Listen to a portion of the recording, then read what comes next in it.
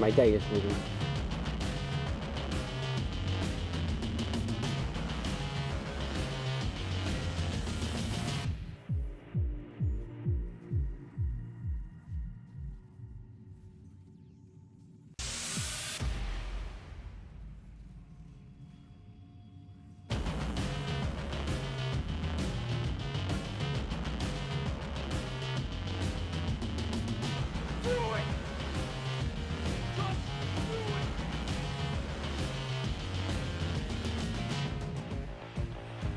Yeah, boy.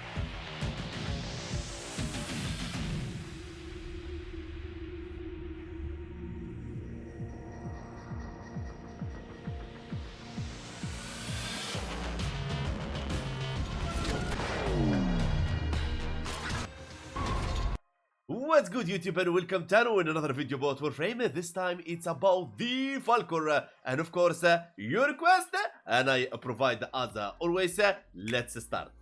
Now, what makes Falcor really stands out from other glaives is that Falcor deals primarily slash and electricity damage, travels 30 meters and charged with forced impact procs, and travels 40 meters charged with electricity procs. The charging meaning when you throw the melee weapon, the glaive, when you just like throw it normally, that's uncharged, but when you hold and then you throw, that means charged. Now, glaive throws automatically home into enemies, makes it really amazing candidate for the volatile rebound, and now because it have electricity forced procs on the charged, makes it amazing candidate for the melee influence.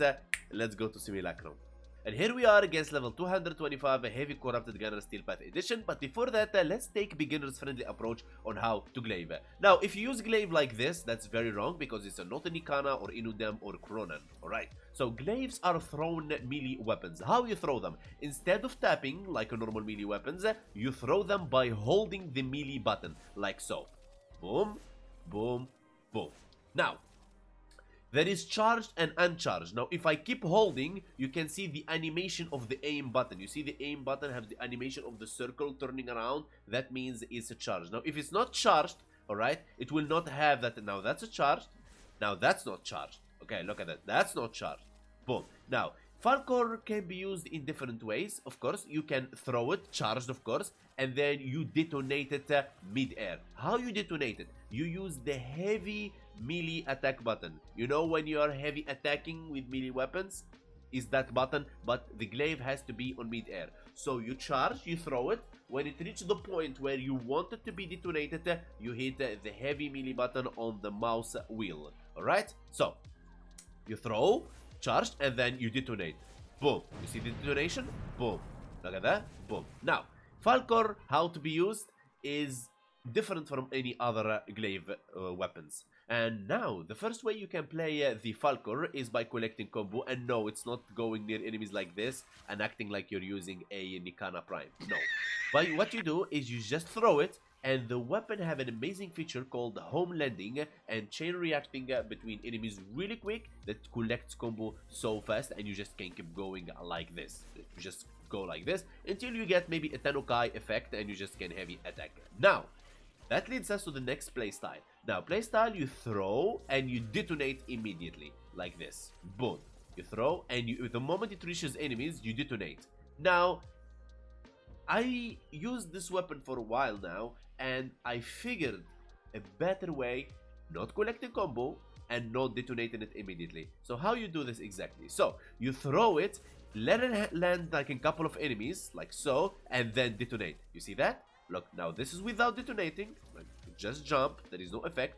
Now, boom, detonation, you see? So you can actually detonate the Falcor when it's jumping between enemies.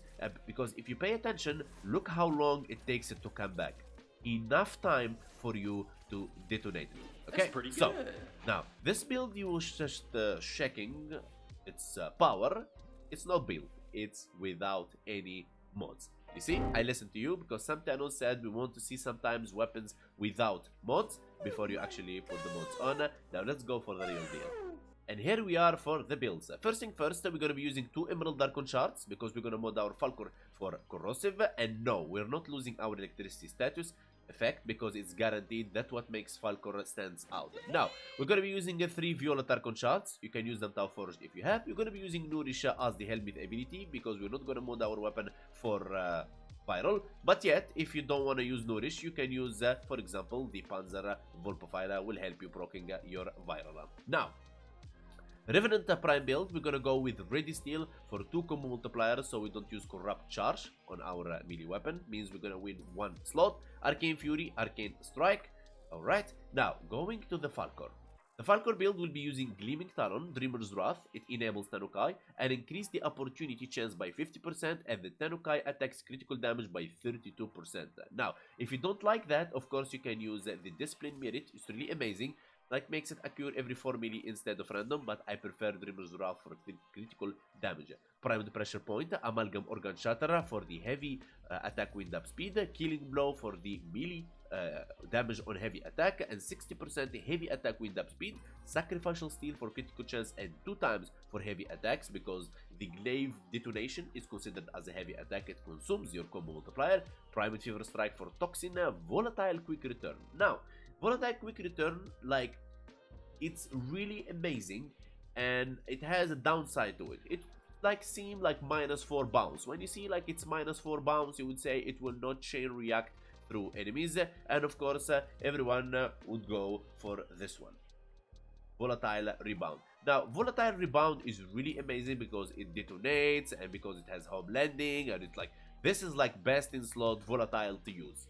But it's too slow for me. Like the fact that I use this one, the volatile, it's really slow for me. That's why I use Volatile Quick Return. I like the Glaive to come back, so I recast it because there is a lot of enemies coming from many directions, and the volatile will be focusing on one direction, exploding and chain reacting. So, of course, you can use the Volatile Rebound. It's best in slot.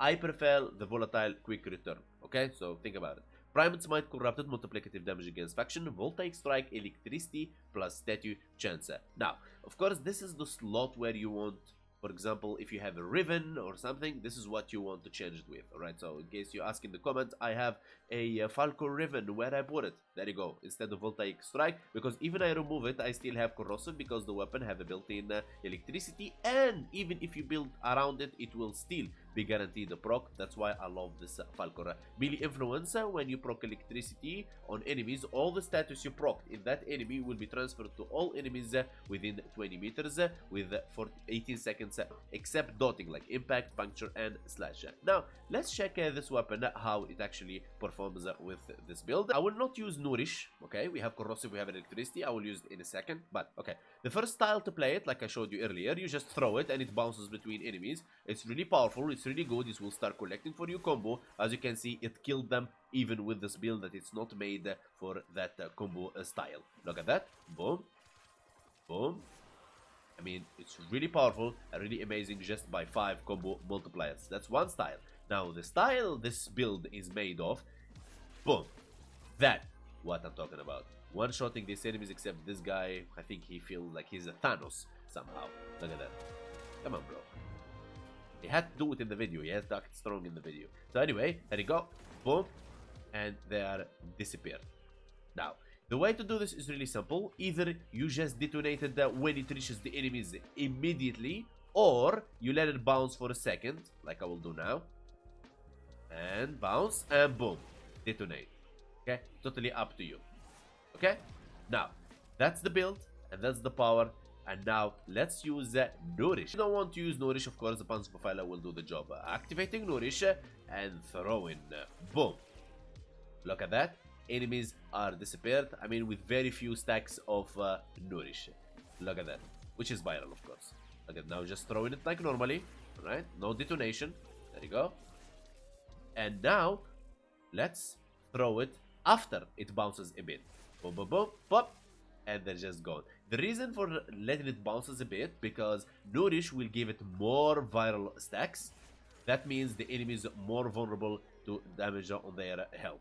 Okay, now if we let our Panzer Profiler does the job of Nourish, in case you don't want to use Nourish, you want to use something else, alright?